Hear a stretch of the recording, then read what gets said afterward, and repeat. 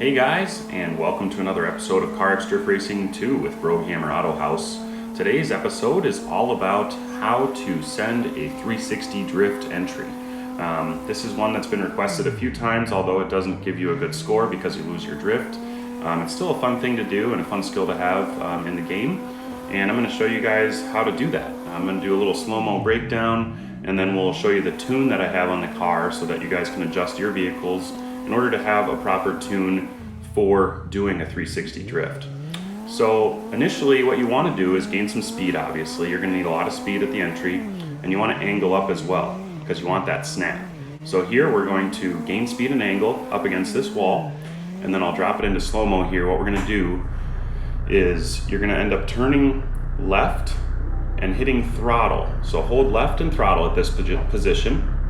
Hold all the way until the car rotates around. You'll basically get to the point where it's backwards, and then you'll switch your steering and release your throttle. So once we get to about here, you'll see the front wheels kind of angle out. We'll switch steering to the right, let off the throttle, and then as the car's coming around, we need to pop a downshift to get to third gear. So we're going to downshift and then hit the throttle again, and that will kind of drag you out. And as I'm hitting the throttle coming out, I did turn a little bit to the left to help bring my front end to complete the 360. So I know that's a lot to absorb. I do have another slow-mo here coming in just a minute, but now you can see one in live action. So you angle up, you get the speed, and then you snap it around, switch your steering, release throttle, downshift, and then get back on throttle. It's a lot of things to think about at once, but once you get into the swing of it, things should happen pretty easily. So here again, left and throttle, holding left and throttle until the car snaps around, and you'll watch the front tires here. As we come around, they'll go from having huge angle to basically straightening out on their own because of the steering the way it is. See the straighten there? Switch steering at that point to right, and then let off throttle, and then as the car's coming around, pop that downshift down to third gear, and then hit the throttle again and turn into the corner a little bit, and then maintain your drift on your way out. So again, I know it's a lot of things happening all at once really quickly, and it does depend a lot on the tune of the vehicle because not all the cars are great at doing these 360s. It depends on the setup and how the suspension reacts to kind of snapping back and forth. This particular car I have set up really well for it, and it is fun to do. I would suggest practicing on either airfield, or Springstone, or the parking map here that you can see me on because it's really open. Gives you a wider track to let you kind of swing it around and practice and learn. You can go to the single player option and go to the training map instead of picking an actual course, and that should help you as well. So if you don't switch your steering when you're in backwards, you'll see it goes like this, and then it'll just snap back the other direction, giving you basically a huge backwards entry, but it's not really a stylish backwards entry because you're snapping back and forth. But anyways, that's how the steering basically works. Now I'm going to jump in and show you guys the tune that I have on here to see if you guys can adjust your settings to make your cars do 360s as well. This one I do have at a Pro Drift 3 with the 2JZ swap, which is a 3-liter straight 6 turbo. Just a great engine to run in this game. You can see my spring size and stiffness there, and the front sway bar is important. It's all the way max out. You'll see when we go to the rear suspension that there is 0 sway bar.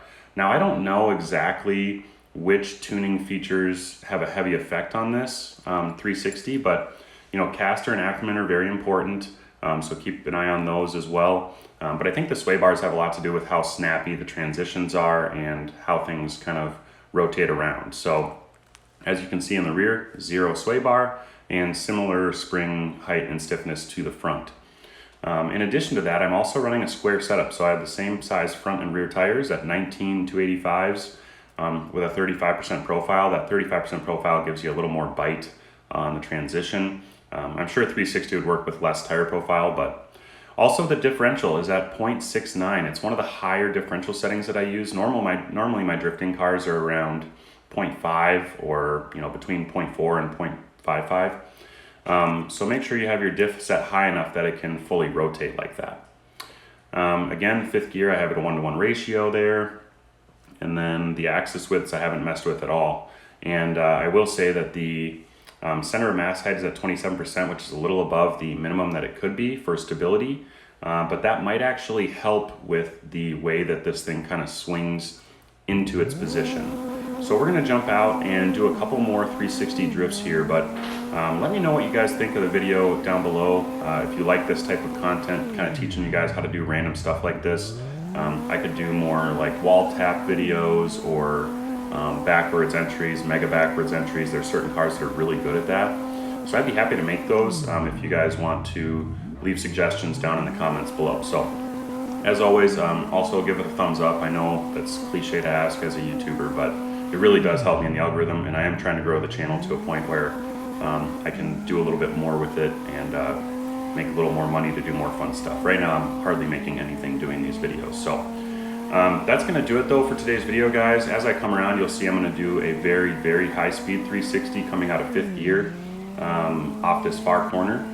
And you can really do this at any speed. It's just you can't do it too slow because you need more speed in order to basically make it really flip around and still have enough momentum to get back into gear.